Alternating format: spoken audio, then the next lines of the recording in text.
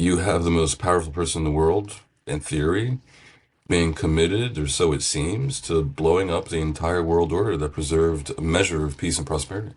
So the impact of that you feel everywhere. And it's also been felt in the Middle East, of course. Okay, so people think interviews are about finding common ground, right? Like you sit down with someone, you nod a lot, everyone agrees, very civilized. Well, that's not exactly what I'm interested in at all. I mean, I am interested in being civilized, but that's it. What I really want to know is how people think, especially, and this is key, especially when objectively you could argue they are wrong. Because that's where you actually see the architecture of belief, the mental shortcuts, the stuff they're not even aware they're assuming, the blind spots that feel to them like clarity. And look, this is my background talking, behavior analyst's brain. You don't study human behavior to prove yourself right. You study it to understand why someone arrives at a conclusion that feels obvious to them and completely upside down to you. Which brings me to this conversation. Perry, I had him on before, decades at the absolute center of Western media power. Former Associated Press editor-in-chief, and we're talking Europe, Africa, Middle East, Cairo bureau, London. He's been in conflict zones, in diplomatic backrooms, the whole thing. The kind of career where you're not just reporting on history, you're in the room while it's being made. In this conversation, yes, we disagree on a lot. Gaza, Hamas, Israel, how you even begin to distribute responsibility, historically, morally, the root cause, all of it. And that's exactly why I wanted to have this conversation. Because, and here's the thing, this isn't about making each other look bad or reducing everything to talking points. It's about something way more interesting. How do two people looking at the same facts build completely different models of reality? And they can actually talk about that without turning it into some crazy performance art. We are living in a really interesting moment in history right now. On one level, the world order is visibly coming apart. Trump, don't get me started. The rules-based international system, whatever that even means anymore, is virtually crumbling under its own weight. Europe's having a severe identity crisis, to put it mildly. Gaza's in ruins. The Middle East burns. Leaders of countries are kidnapped. One NATO member threatens another over Greenland, for crying out loud. Institutions that spent decades claiming moral authority are just, I don't know, improvising, making it up as they go. But then, and this is the strange part, public discourse is getting simpler, louder, more tribal.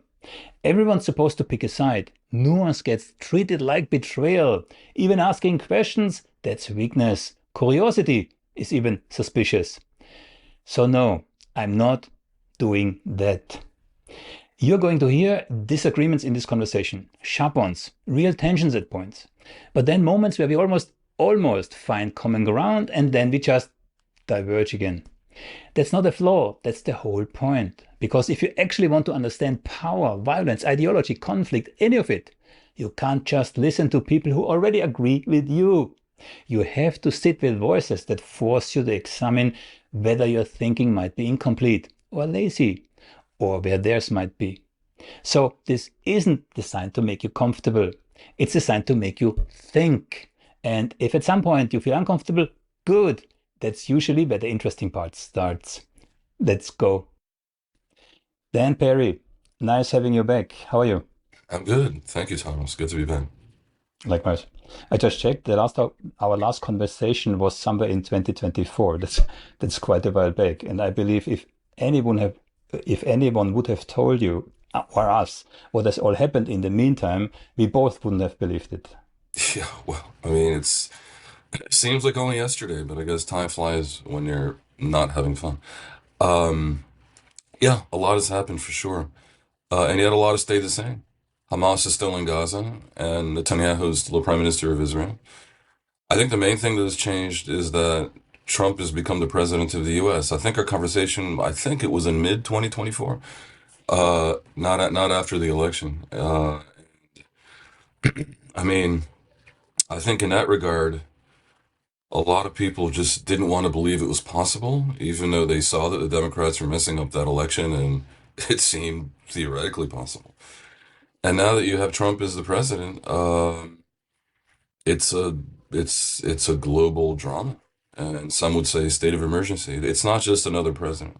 It's not just another conservative, if you even want to call him conservative, which I kind of wouldn't. Um, you have the most powerful person in the world, in theory, being committed, or so it seems, to blowing up the entire world order that preserved a measure of peace and prosperity. So the impact of that you feel everywhere. And it's also been felt in the Middle East, of course. We just had last week the World Economic Forum in Davos. I analyzed a couple of speeches there. It's just incredible. It's virtually dancing while the world burns. And if you allow me an analogy, 4 weeks ago, we had this nightclub fire in a Swiss ski resort. 40 people died. And what struck me is that you had these young guys still dancing and filming while the fire was already spreading on the ceiling, completely not realizing, that the party suddenly became a death trap. And if you put this on Davos, I had the same feeling, right? Everything is kind of,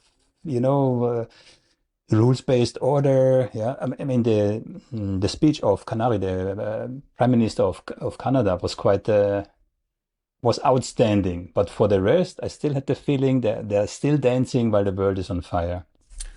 I I mean I think that is something that is inherent in human nature. Just like I say, a lot of people didn't want to believe that Trump could actually be elected to a second term. I think you see the flames, you don't want to believe the place is on fire, and you somehow your brain tells you it might be pyrotechnics. As for Davos, look, I have a slightly different view. Um, I understand you're talking about Mark Carney's speech, and of course, Mark Carney, the Canadian Prime Minister, cuts. I mean, if you're a normative person in the world, he cuts a sympathetic figure compared to Trump. I mean, he's obviously civilized. He's not self-obsessed. He doesn't go around like, dumping on Justin Trudeau and other predecessors and making up achievements in Ottawa that no one cares about in Davos. He is articulate and he can put together coherent sentences. Uh, and he seems to be well intended and not corrupt. So, I mean, compare that to Trump. Good Lord, you gotta love Carney. And of course, Carney did something that a speaker always wants to do, which is to speak hard truths that are somehow surprising. So you're original and you're surprising, and everyone's paying attention all of a sudden. But here's the problem. The headline from Carney's speech is that we are now living in a rupture, not a transition. The whole world order that was partly based on a little bit of a lie has been blown to pieces, and we got to figure out something totally new. And my view is this. Imagine an alternative scenario where, Trump runs on a platform of ripping up the world economy and destroying trade with tariffs and, letting NATO fall apart and threatening NATO allies with invasion and obsessing about various nonsense and ripping up the American government, destroying all the regulatory bodies and canceling like an ogre from some cartoon, canceling the Department of Education. Okay? Imagine if he'd been open about all this ridiculous stuff that he intends to do. And he furthermore was running against a really strong candidate. I mean, the country's sexist and racist a little bit, so this is a man who's white and tall with a lot of hair and who won primaries and it was like fabulously popular on the other side. And he ran a great campaign. And yet Trump wins by like 10% of the vote. And then he goes ahead and does all these things. And the polls show that 70% of Americans support it. Hate NATO, want to invade Greenland/Denmark. All right. Then Mark Carney gets up at Davos and says exactly what he said. And it makes sense. And he's right. But that world I just described is a fantasy scenario. The actual world is one where Trump denied everything. He ran on a grievance that he won a 2020 election and about hating the wokes. fine. When he was asked about Project 2025, which is a Heritage Foundation blueprint for everything he's done, he denied it existed, said fake news didn't exist, you're a very bad person.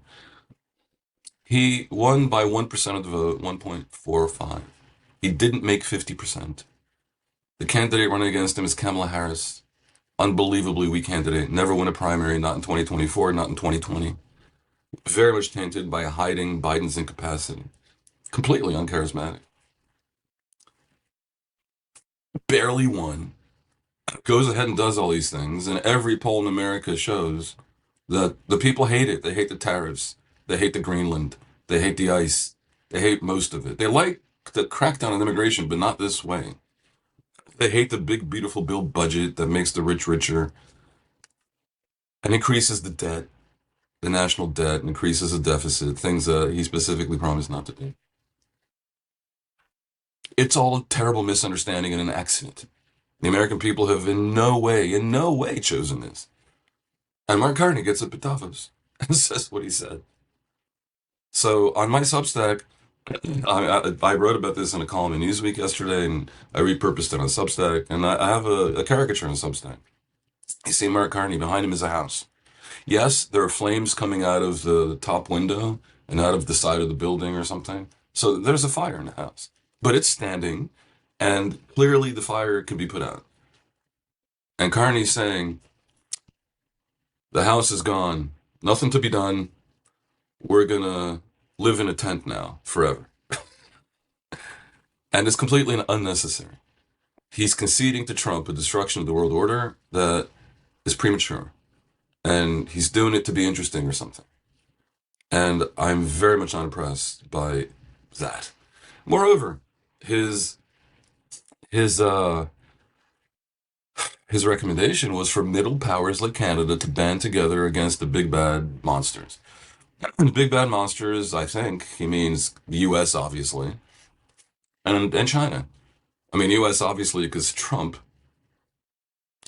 is tweeting maps of North America, including Canada and Greenland, where the whole thing is under an American flag. So, I mean, what? And by the way, I don't know if I suspect most of your viewership is in Europe. Maybe people don't know the shit literally that Trump tweets. There's a tweet of an AI video of him flying over New York, and he's wearing a golden crown. He's the pilot of like an F-35 or something, and he's wearing a golden crown, F-16, I think. And then when he goes over New York and there's all these protesters who are presumably against him, he dumps shit on them from the airplane. And then people in Times Square are covered with like mountains of human excrement. And this is the president of the US. So we got a problem. But yeah, the US is a big ogre, as is China, but it kind of sounded like when he spoke of middle powers, Carney, he didn't just mean Canada and Australia and maybe South Korea. I have to think he meant also Germany and, and France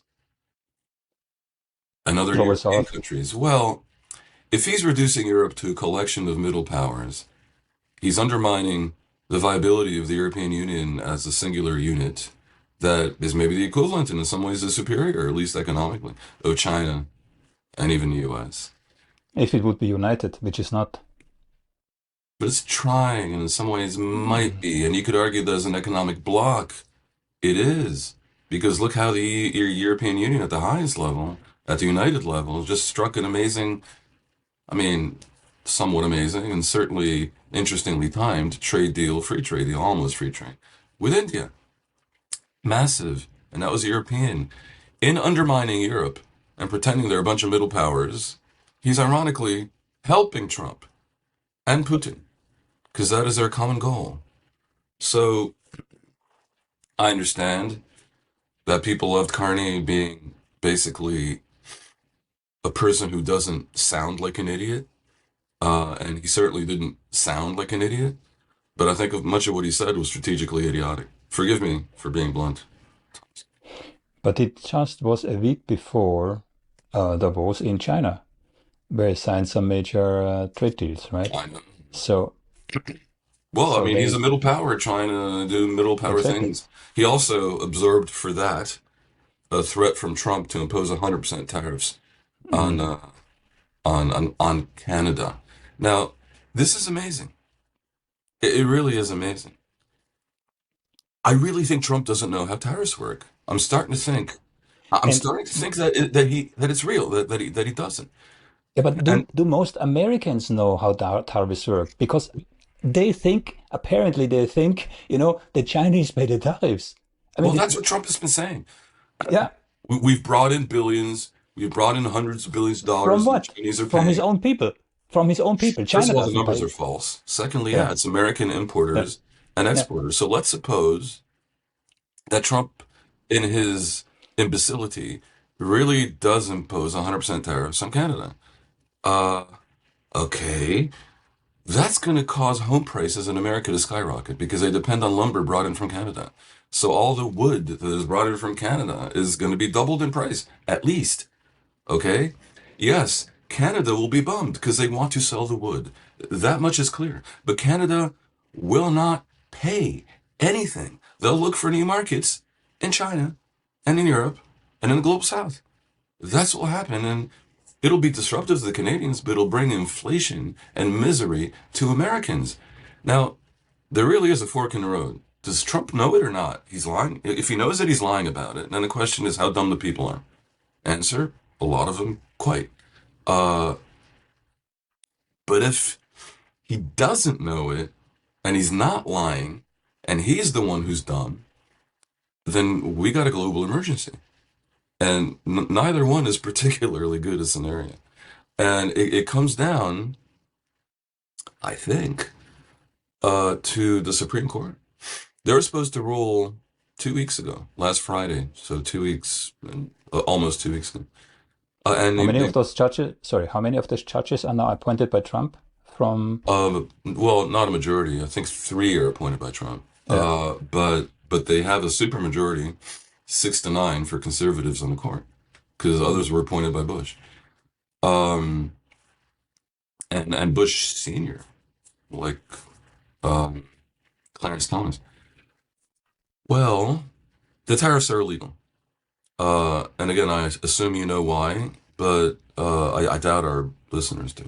Most of them, I think. So, real quick, under American law, it's Congress, the Senate, House of Representatives, that can impose tariffs uh, in general. The president can propose, but the Congress must dispose.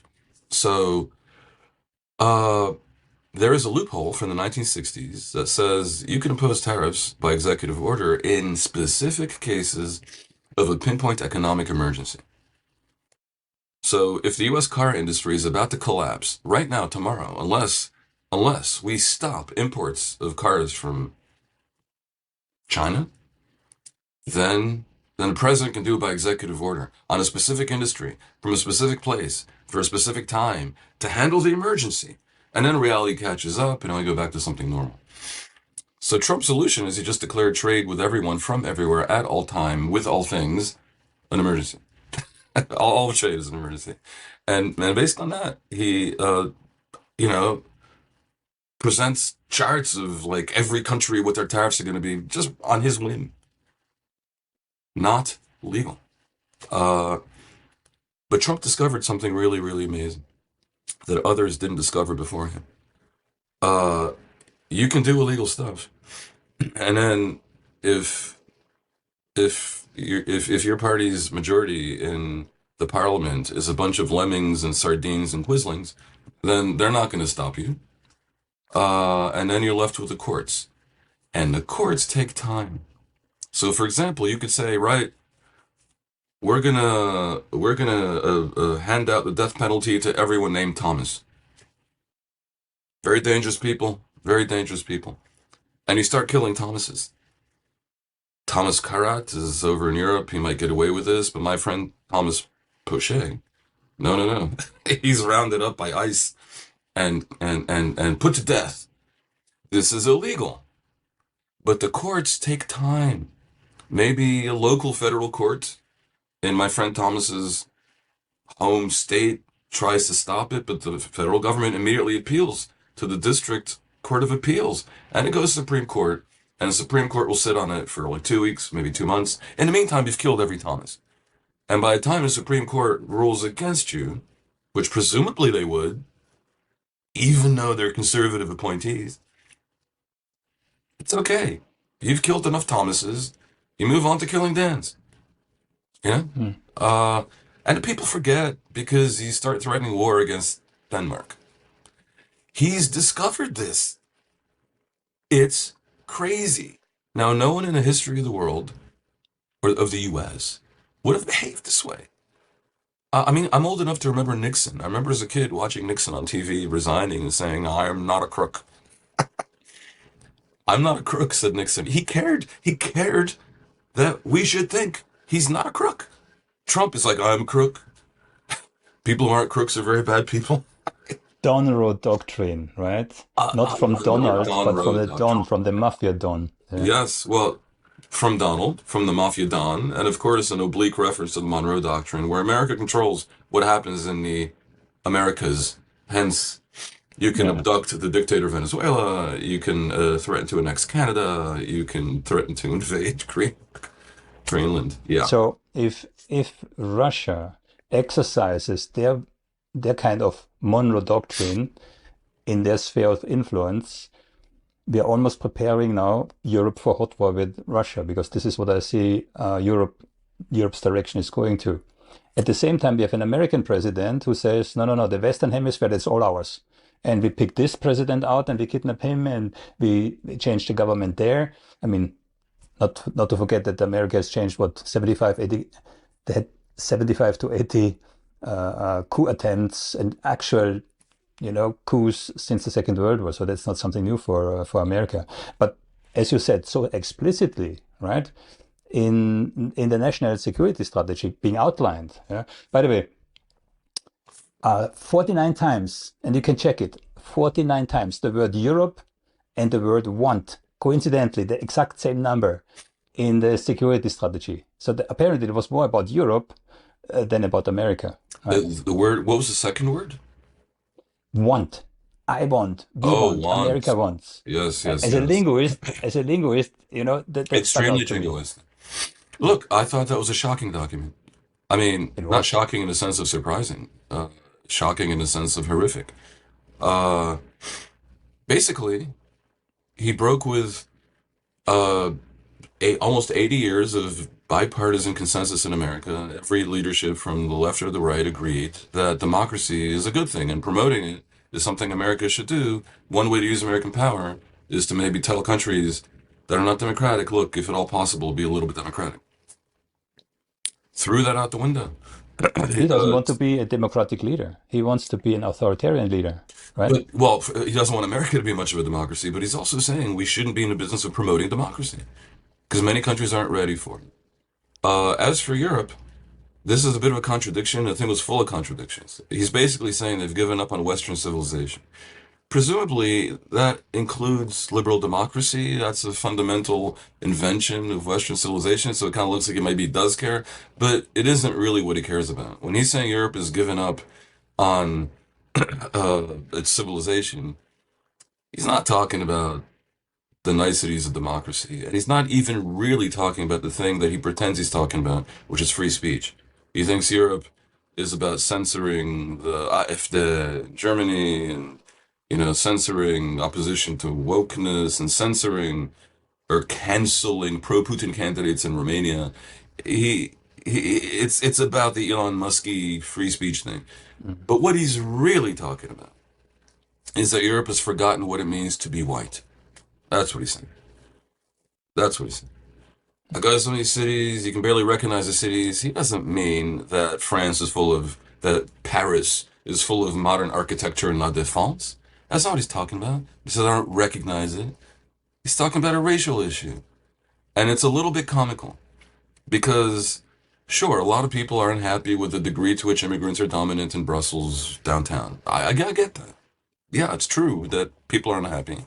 And in some cases, Europe has a very big problem with illiberal immigrants not being assimilated and being illiberal. And that's a problem for liberal people to deal with being liberal with illiberal people. As you're going to undermine that's a big paradox that Europe really is wrestling with. But good Lord, the biggest proportion of immigrants anywhere is just over 10% in France. And in Europe writ large, Muslim immigrants, maybe 5%, 6%. I mean, I think I'm exaggerating. So they're not taking over Europe, although some cities in particular look different. But compare that to America. In America, LA, I just saw pictures of LA. It's unbelievable. America really is going to lose its white majority by Mm, like 2050, I think. America has huge non-white minorities, much more than Europe. So if you're a racist and that's your issue, I mean, America is in worse shape from your racist perspective than is Europe. Furthermore, if you're for real about caring about Western civilization and liberalness, America's right now in the grip of an authoritarian would-be wannabe elected exactly. dictator. That hasn't happened yet Exactly. in Europe anywhere. Mm. So if I look at the Well, two blocks, where is Western civilization in less danger? It's in Europe, not America. mm, But the worst thing about the national security strategy that you mentioned is that it makes very clear transparently, and you might say, well, I applaud the transparency. It makes very clear that values count for nothing anymore. Everything is interests. Now, you can be a cynic and say everything always was interests. I don't think so. I think it was a mix. And and with Trump, there's no mix. It's mm. just interests, and I would add short-term interests. And I would further add short-term interests polluted with Trump's personal corruption. This is a whole different topic. I mean, we're starting with his crypto coin from himself and Melania to all kinds of contracts, going now to Gaza, 1 billion. Again, Palantir and Oracle building the digital infrastructure for absolute total surveillance society. That's what they envision. And whilst they're doing so, earning billions over billions over billions, all for Trump's billionaire buddies, Yeah. right? I mean, I assume any huge infrastructure project that will be led by the Trump crowd will be corrupt.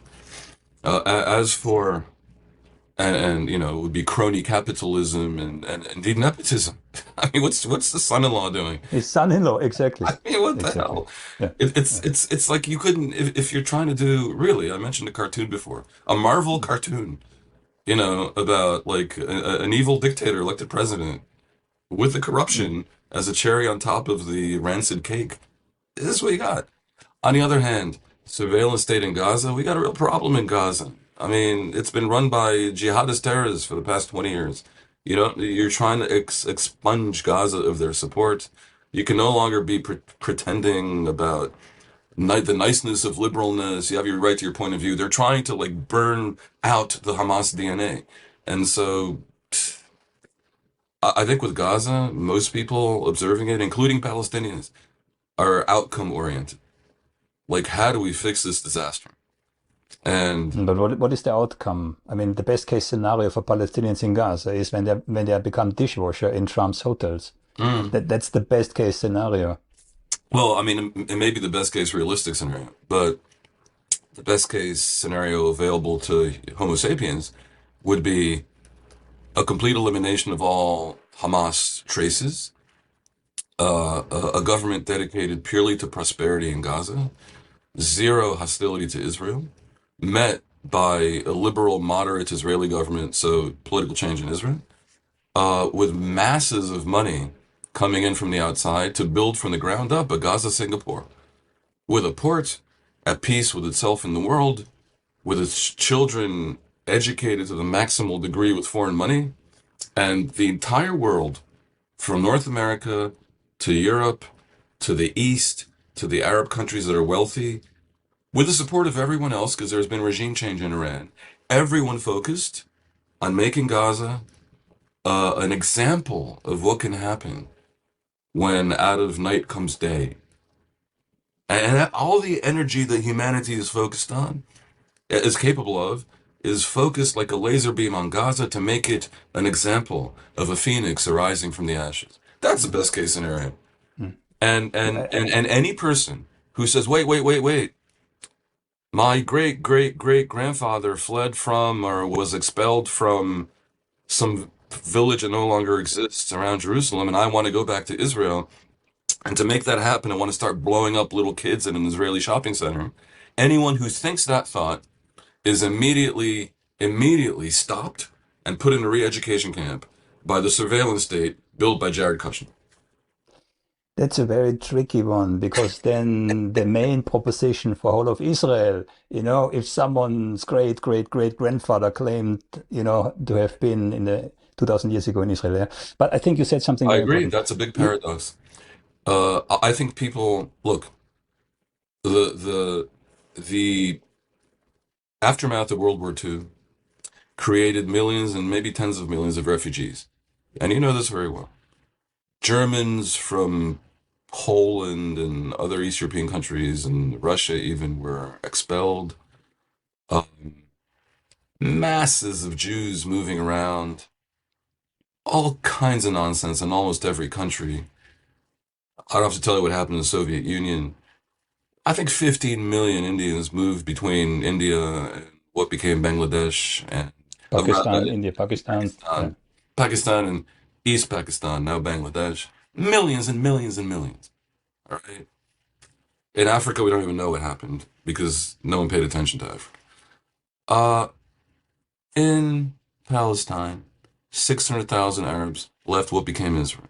Half probably were expelled, been in a war, half left of their own volition. All right. And about a million Jews went from Arab countries into Israel, and many of them were expelled also, and no one speaks of their lost property. Now, Well, they I, were they I were bombed by Israel to scare them, like somewhere, somewhere, but believe in you me, Iraq, and yeah. somewhere, that's true. And in some cases, Israel even prompted the local governments to encourage Jews to leave. That's also true. But many were kicked out, period, end of story. Many. No one speaks of the Jews kicked out of Arab countries, of course. Forget about that. No one cares. Uh, Everyone has been asked to get over themselves. There is no patience anywhere for any Pakistani who says, oh, I got to go back to New Delhi. No one wants to hear about that. No one speaks about that. No one speaks about the Sudeten Germans. Forget about them. It just happened. Get the hell over it. Everyone's been asked to get over it. Everyone, with one exception. Palestinians who have been given United Nations organizations, sub-organizations, whose goal is to perpetuate the refugee status. So you have right now in Lebanon a couple of 100,000 Palestinians who are born in Lebanon, whose Jordan also. great grandparents, when they moved 2 kilometers north to Lebanon, didn't know they were Palestinians.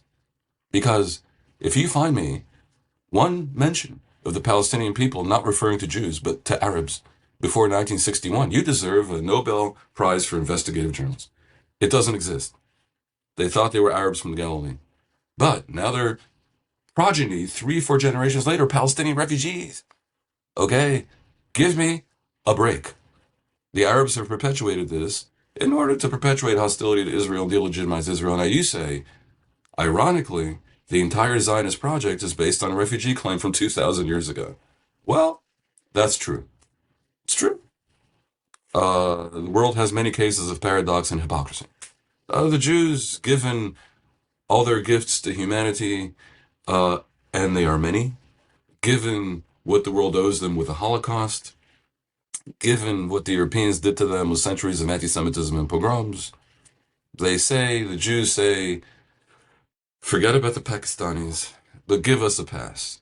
We got to have this little tiny territory, and we'll make the most of it. And you know what, Thomas? They made the most of it. They practically invented the computer chip in a cell phone.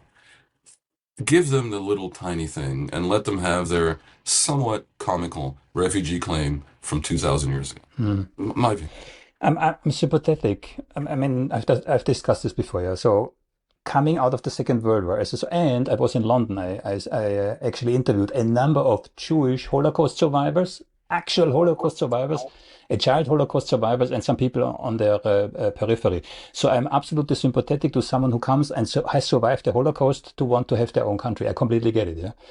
But what we're seeing today, uh, I don't want to go into semantics, yeah, but I have the feeling that in a future time we might see the same memorials and museums that we today have for the Holocaust, for what's happening right now in Gaza. So I agree with you. So Problematic, Thomas. Problematic. Problematic. Israel was very, very, very brutal in trying to achieve goals that were extremely, repeatedly, I mean, not only extremely now. I mean, we just. look, yeah, Extremely just. Now you could say, just well, just from Israel's perspective.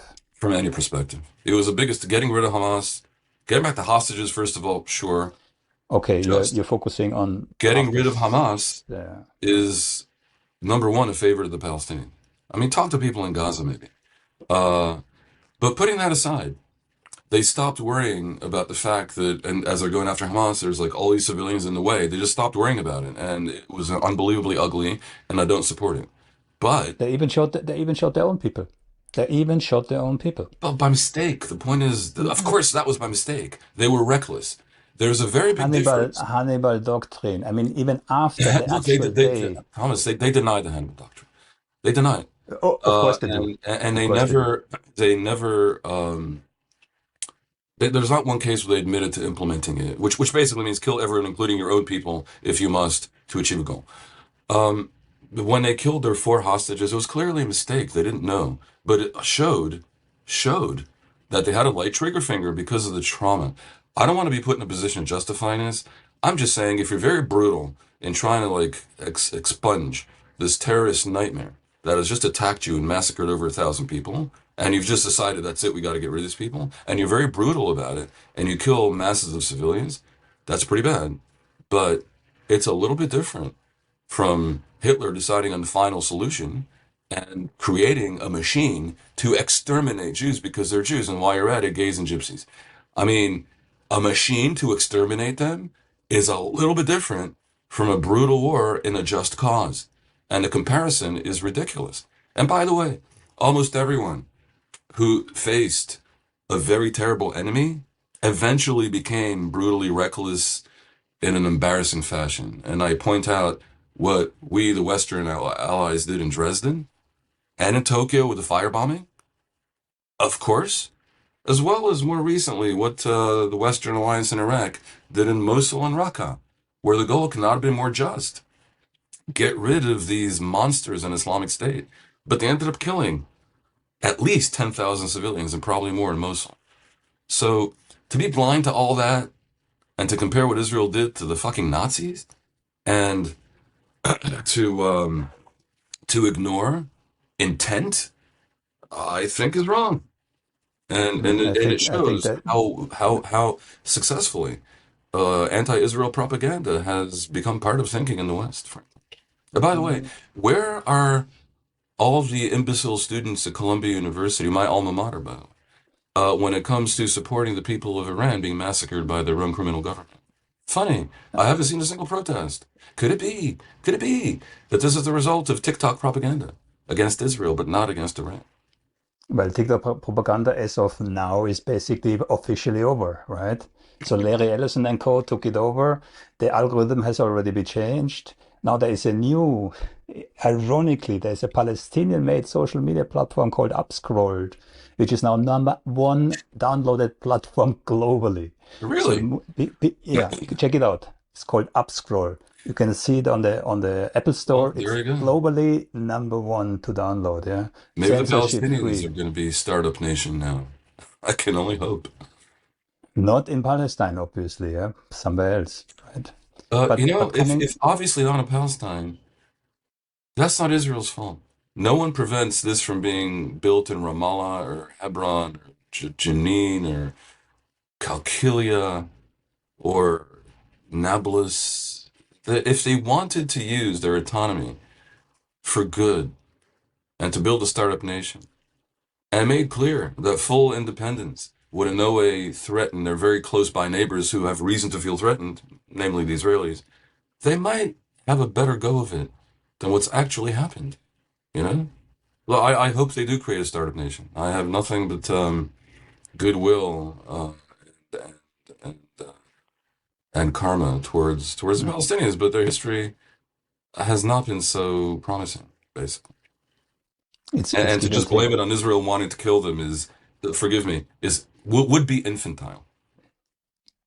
It's give and take. But I would like briefly to come back to something what you said before, because you said it very quickly, but I think it's very important.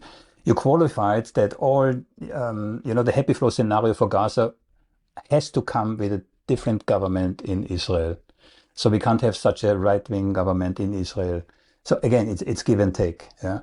Now, at the moment, it doesn't look like anything will change anytime soon in that respect. Really? Why do Yeah, you you think tell that? me. Well, look, Uh, Israel has to hold elections by October. Um, every poll I've seen for the past 2.5 years, even since before October 7th, shows Netanyahu losing that election by a very big margin. And specifically, in Israel, everything is about the two blocks, the Arab center left bloc and the Likud right religious bloc.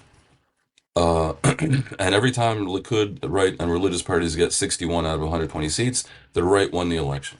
At that point, the actual coalition can go different ways. They can maybe do a coalition with the center left as a junior partner if they want. But the Likud leader is the prime minister because his bloc won the election. The last poll I saw last week shows the Netanyahu bloc at 49 seats and the opposition bloc at 71. And it's not one poll. It's every single poll, except for the ones run on Channel 14, which is a propaganda outlet of the right. But it really is. I mean, they're not pretending. Um, but there's, of and course, this I is mean, sorry. because in 2023, within days of being of assuming power, the Netanyahu coalition began a project to Putinize Israel, to create an elected autocracy, and it was not popular. And there were millions of people protesting in the streets. And the security heads were begging Netanyahu to stop because they said it projected weakness and invited attack. And they were begging him to meet as late as September 9th, 2023. And he refused to meet with them because he knew what the message would be and that it would leak. And that attack came on October 7th. And on October 7th, the Gaza perimeter was left unprotected. 200 soldiers and 100 women lookouts, I think, is what you had around Gaza because the entire army was in West Bank where the radical settlers were trying to do pogroms against the Palestinians to stir things up to create a new intifada. Now, this is the scum in Netanyahu's government, and this is what Netanyahu enabled and did. And so Hamas was able to break through the border and massacre 1,200 people.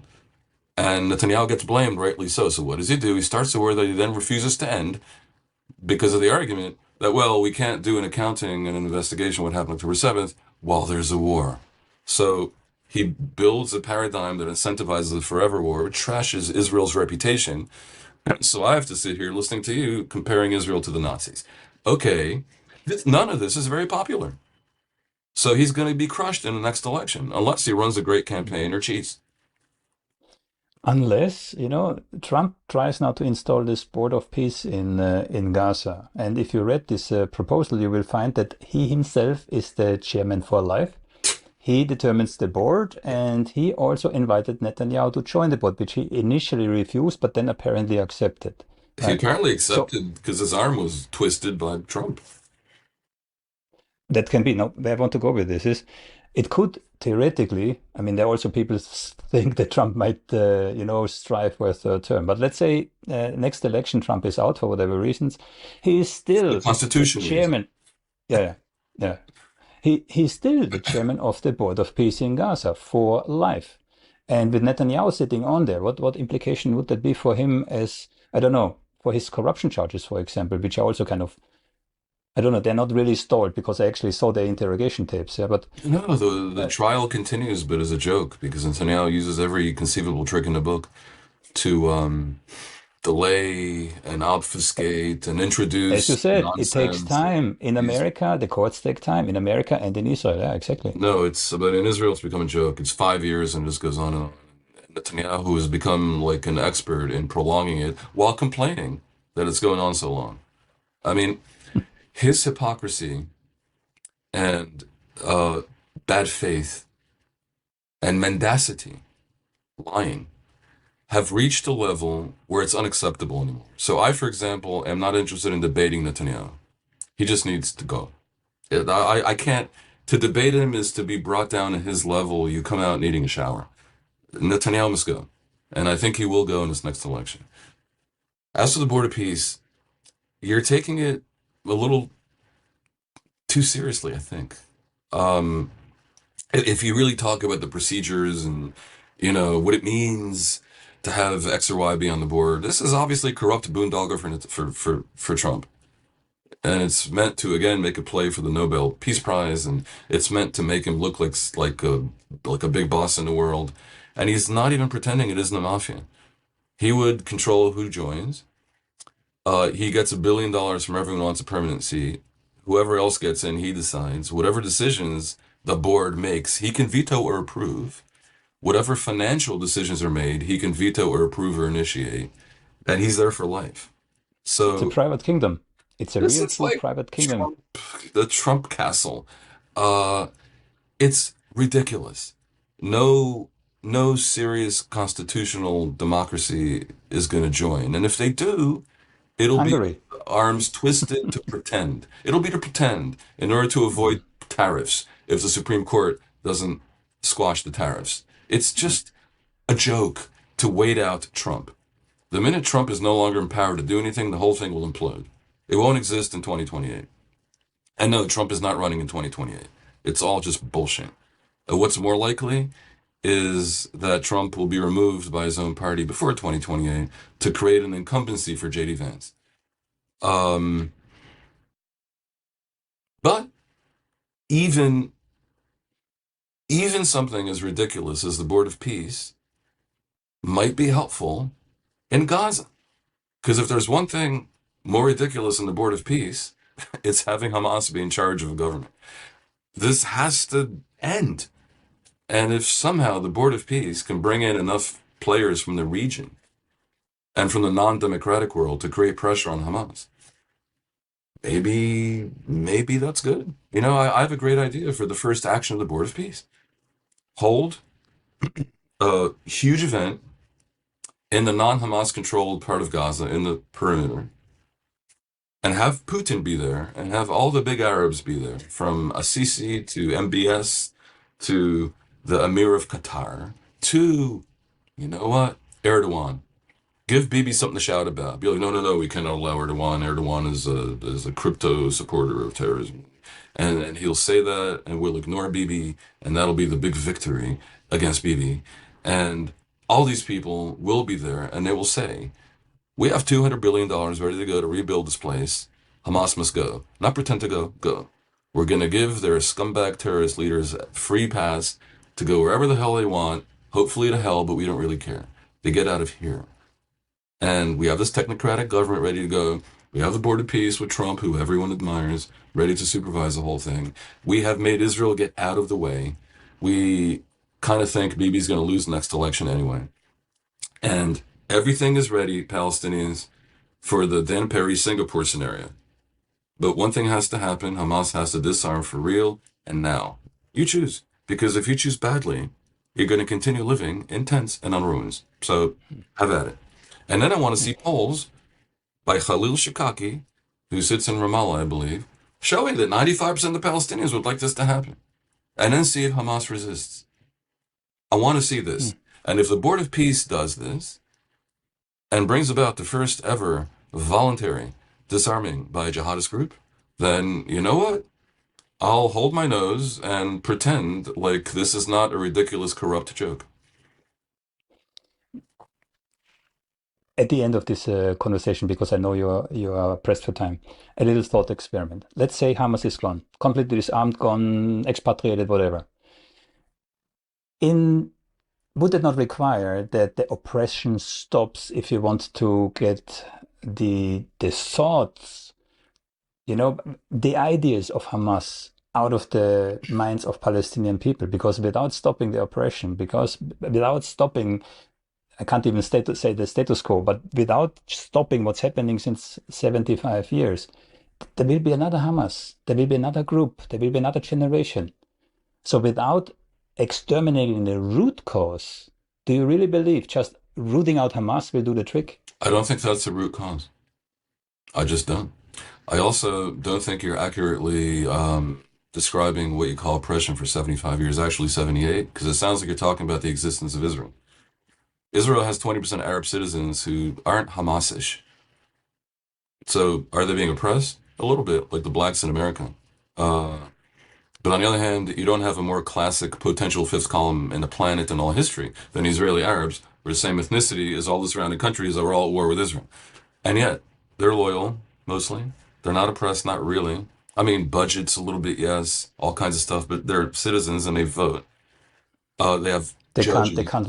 can't walk on certain streets. They can't No, pass no, that's not certain. true. Not true. The, man, Thomas, come on. well, it really seems like you don't know. You think Israeli Arabs can't walk on certain streets? Yes, Which there's lots of streets? evidence. I don't have the street names, but there's lots of evidence from on the street where Arab citizens of Israel were not allowed to pass even certain streets. Yeah. Thomas, it isn't true. All right? I mean, sure, there might have been a day when the street was blocked and they thought it was a terrorist alert, and terrorist alert was, for Palestinian Arabs, and maybe Arabs for Israeli citizens were stopped. Who knows? There is no law that they can walk on certain streets. They have all the rights of There Israeli may be citizens. no law. Yes, there may And be there's no no law, practice but even. Forget about it. It's not true. Now, you have three other kinds of Arabs in East Jerusalem, which was annexed by Israel, and they have the right to become citizens, but most of them have chosen not to. And Israel does make trouble when they actually choose to try to become citizens. Then you have the people in the West Bank, most of whom are living in the Palestinian autonomy zones. Then you have, of course, the misery in Gaza. Each one is slightly different, and there certainly are cases of oppression. Absolutely. Obviously, the Gazans have been oppressed, but because of Hamas, that sparked this war that they could not win. In the West Bank, you have it's the chicken or the no, egg. no, no, It's the no, no chicken or the chicken. egg story. No, no, no. There's a dragon, and I know what the dragon is, and it's Hamas. In the West Mm, Bank, you have a complex situation because the current Israeli government wants to continue settlement, put settlements in near the Palestinians. It mm, enables the radical settlers to, in various ways, attack Palestinians. None of it is like when the Palestinians attack Israelis and blow them up. These guys like destroy their olive trees and throw a rock at a shepherd. But it's bad, and it absolutely is aimed at oppressing the Palestinians in the West Bank. It's not official Israeli government policy, but this government is a bad government that enables it because it depends on the radicals. And sure, there's a problem with writ large how Israel treats the Palestinians apart from the Israeli citizens about whom you are misinformed. mm. But with the Palestinians in West Bank and Gaza, there's an issue. Um, does that But coming back justify to, does that if you allow justify me, Hamas? I don't think so. And by the way, but if we Hamas's raison d'etre is not to end the oppression; it's to end Israel. That's their goal. if we come back to the question, yeah. So let's say Hamas is gone, disarmed, expatriated, whatsoever, but the situation doesn't change. Don't you think this is just a matter of time before you have another resistance group? No matter if it's in an absolute surveillance state, no matter it's inside or outside safe zones, I if don't the know. oppression does not Sure, change, maybe. and I'm not even saying the current form. Yeah, you could change the type of suppression, yeah, or surveillance or whatever, yeah. I don't But know. as long as those people are If not the free, really Palestinians, free, like you and me, don't you think there comes another I don't Hamas know. sooner or later? Let's suppose that you sanctify the 1949 armistice lines, and you say the Palestinians must have a state that must have an army on that border, exactly that border, and anything less than that is oppression. So I would think that's bullshit. Because that border, That's also not what I'm saying. Yeah. hold on, but that's what some Palestinians say. That border would come within 20 miles of Tel Aviv, would surround Jerusalem on three sides, would have an army, and you know that many of the Palestinians would still want to destroy Israel. So Israel cannot have that. They won't allow it. Not going to happen. Not unless Israel's defeated totally. So if you think that's oppression, and that must create a new Hamas, maybe. But if your definition of No, not oppression is it's like much more it's is much more down to real, earth with it's much more down to sure. earth with the common people. So What do people Thomas, let want? me answer. Let me Live in answer. peace, Let me have answer. food, have water, have Yeah, electricity, the sure. basic stuff. This is what I'm talking about. So if you think Israel wants to deny them food, water, and basic stuff, again, you're misinformed. The issue is security. You are misinformed.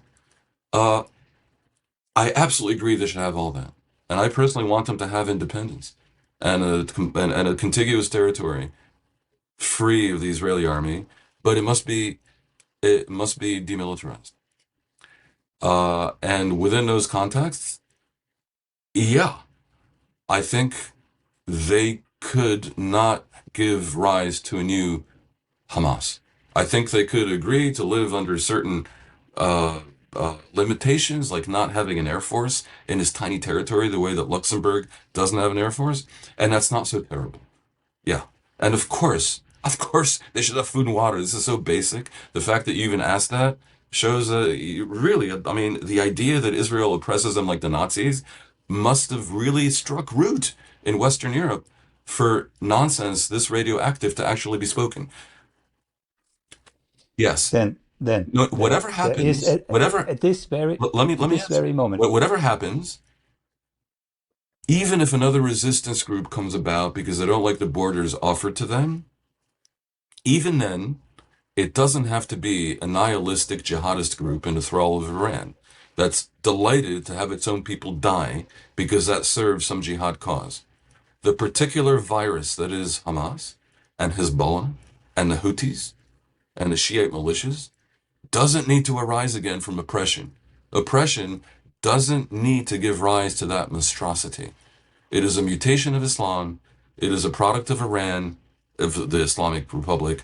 It is evil. It is self-defeating, and it, I hope, can be stamped out. And if subsequent oppression gives rise to a new resistance movement, let it be a regular resistance movement that is not infected with a jihadist mutation. The Dutch here, where I live, were occupied by the Germans. They had a resistance movement, right? So I think it's a nature, coming back to what they said at the beginning already, yeah? It's in the nature of humanity, you know? Yeah, sure, but we have to define what oppression means. True oppression, like you're being denied food and water, yeah, it should lead by human nature to a resistance movement. Let us hope that people who suffer such oppression and give rise to a resistance movement do it like the Resistance in France and not like Hamas, which would then be happy to see the French be killed and would engineer the killing of the French because, I don't know, because of the glory of jihad, French jihad.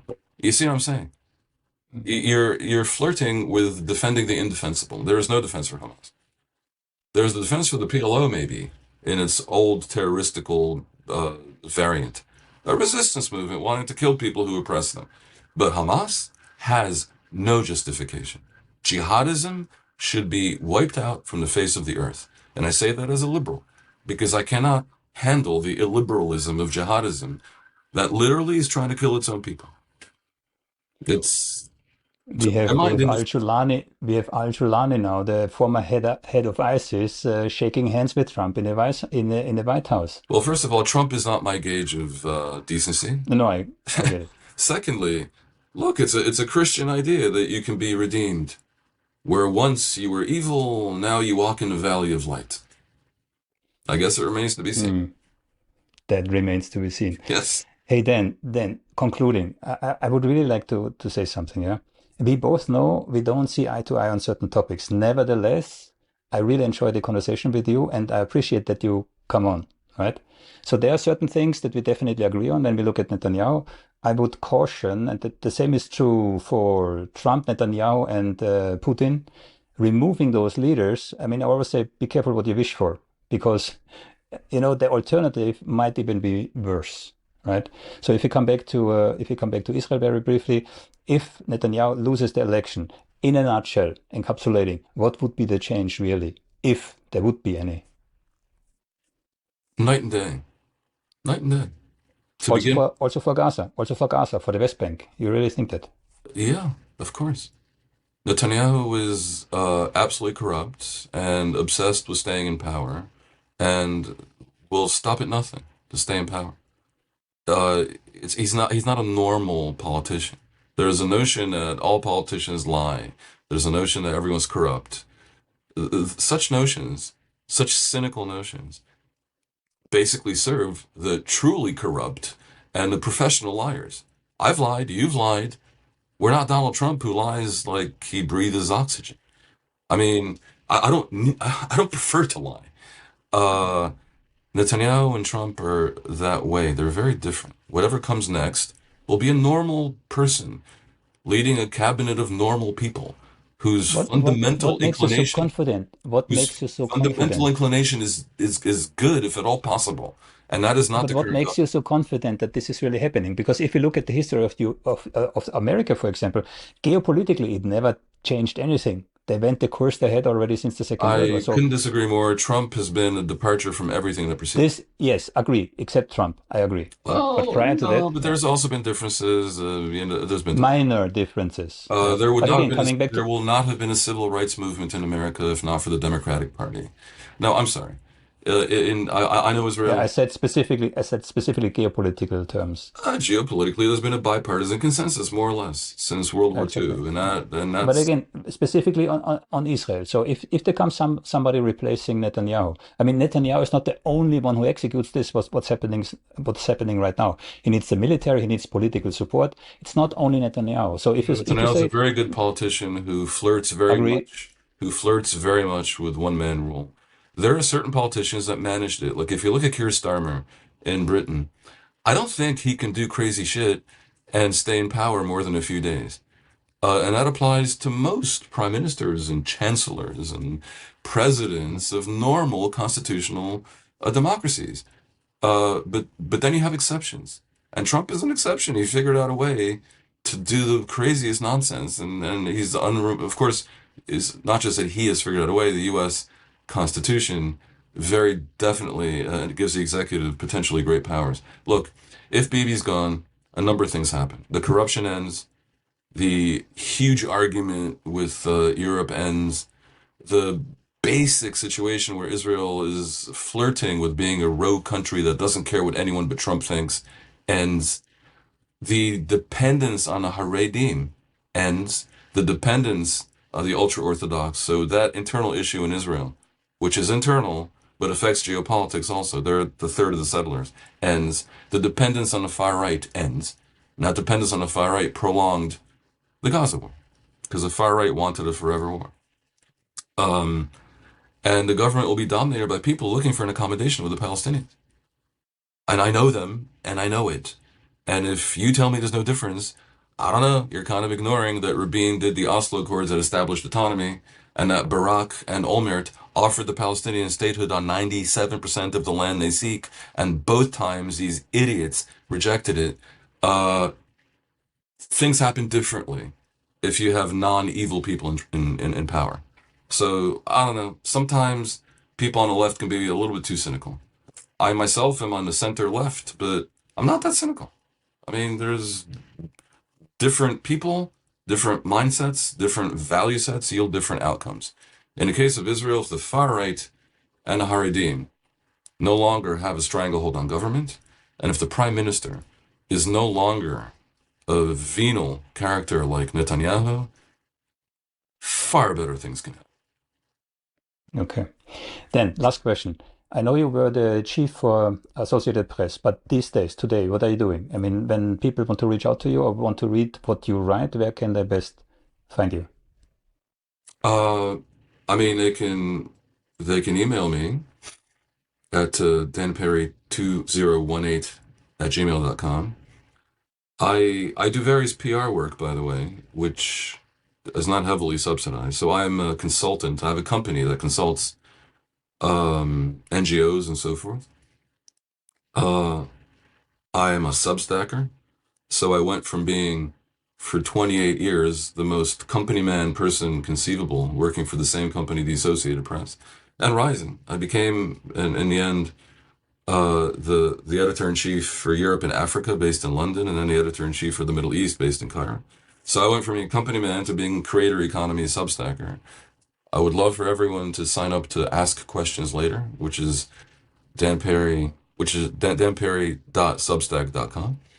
But I'm also a columnist for The Forward in the US. I'm an opinion contributor for Newsweek and for The Hill, and I appear all the time on Al Jazeera, I-24, News Nation, Indian television, whoever will have me. Al Jazeera, actually, that's true. I saw some really interesting interviews that you gave on Al Jazeera. True. Yeah, yeah, yeah. Yeah. Yes, that can be fun. Also, by the way, I'm involved in various projects mentoring young journalists. So one particular project I'm very much involved with is run by the London School of Economics Ideas think tank and the Ratsu Forum for Democracy in Romania. And we do many things, but we all mentor young journalists from Romania and from the region. So I have a young mentee from Hungary this year, and another one doing work about Moldova and Transnistria, which has a Russian aspect to it. And the idea, of making sure that there's a new generation of journalists that believe in the role of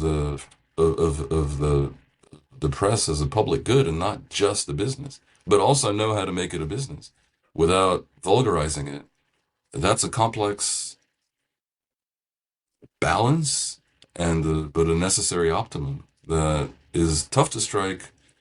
It's not science, it's not chemistry, it's alchemy. But when done right, you know it. I mean, you know what good journalism is. And I think it's important for the proper conduct of free countries and even free markets, I would say. On that note, dperry, thank you very much for joining. It was my pleasure talking to you. It's always very interesting. Thank you, Thomas. If this conversation stirred something in you, maybe a question that won't quiet down, maybe an uneasy feeling you can't quite name, great, that's the point. So don't scroll past it, follow it, see where the echoes lead. And you can find them in my archives on YouTube and on Substack. There you find the threads connecting what the headlines keep apart: politics, propaganda, psychology, and power. Go there if you're done consuming and ready to start seeing. Because understanding the present always begins with recognizing how the past keeps rewriting the script.